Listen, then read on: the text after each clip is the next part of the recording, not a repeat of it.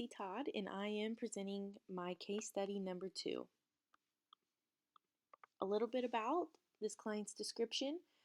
He was age 3, diagnosis of autism spectrum disorder. The setting in question was in a clinic setting, so restrictive environment, one-on-one therapy. The behavior of concern is tantrum behavior, operationally defined as a tantrum is defined as 2 or more of the following behaviors occurring simultaneously, including crying, dropping to the floor, and or aggression. I also included operational definitions for crying, dropping to the floor, and aggressions. Some examples include the learner is asked to transition, he starts crying and drops to the floor. Another example is if the learner is asked to match the picture, he starts crying and hitting his therapist. A non-example is the learner falls to the ground or falls down and starts crying. This specific learner, I think, relates to the assignment's concepts due to us using an extinction procedure in his behavior plan. So for this intervention, I gave a brief example of just what is operant extinction, so no longer reinforcing a once previously reinforced behavior. So for this tantrum behavior specifically, when the client would first start exhibiting this behavior, we gave attention to it. I would kneel down by him. I would also give him verbal attention. I'm just trying to kind of de-escalate.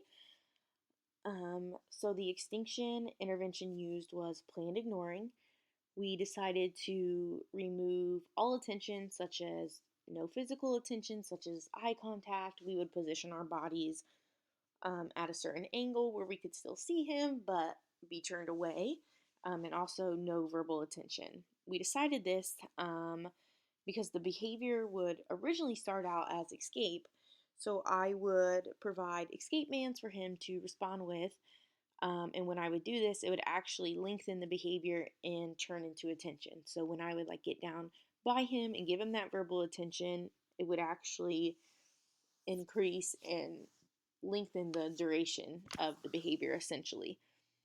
It was decided to use planned ignoring, and we also implemented a calm criteria of 5 minutes to make sure he was calm, de-escalated, and not looking for attention to the behavior. So I actually had probed it. I decided on 5 minutes of calm. I would probe it, every so minute. So I tried 1. We would go in. It would be too soon. 2, 3, so on and so forth. 5 minutes was the perfect sweet spot for him. So the assessment used, we took ABC data, both the RBT, myself, and my BCBA. We also did observation consults to probe the planned ignoring and the calm criteria. We frequency data was taken in Central Reach on these behaviors separately and as tantrum criteria to see how often it was occurring and to see if there were any patterns throughout the day, like specific times, days of the week, anything like that. We also had parental report that the same types of behaviors were occurring at home when asked to complete a task or demand from parents. So socially mediated and functions. So the function determined of the problem behavior was found to be escape, followed by attention. So the function was determined to be socially mediated. So obviously this served as a reinforcer, maintains the behavior. The function of the behavior originally started out as escape and then led to attention. So we had found that attention was actually maintaining the behavior. So for this, we taught alternative replacement behavior, so differential reinforcement of alternative behavior, something that serves the same function but is more appropriate. We taught him how to ask for a break as an antecedent strategy first, because originally he didn't know how to appropriately ask for that. So when I was, going in and placing these escape commands, it wasn't working because we hadn't really taught him yet appropriately how. So we taught him how to ask for a break, and then once he would do it spontaneously, he would be reinforced to escape the activity. We would immediately remove all task and verbally praise, hey, nice job asking for a break.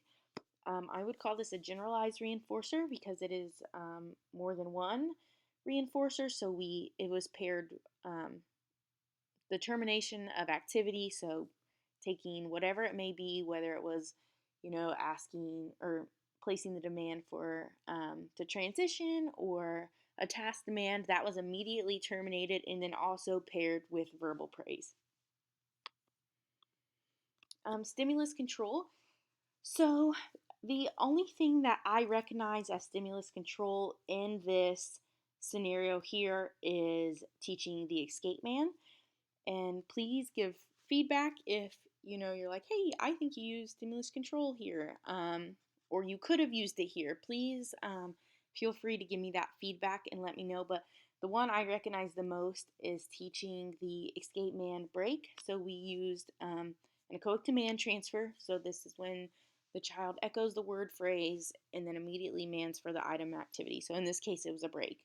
I say, hey, you can ask for a break. He says break. I'm like, yeah, what do you want? A break. So eventually, at first, obviously, it's a lot of echoic. He's saying it because I was saying it, and then he independently starts using that mand appropriately. So this is my case study number 2. Thank you.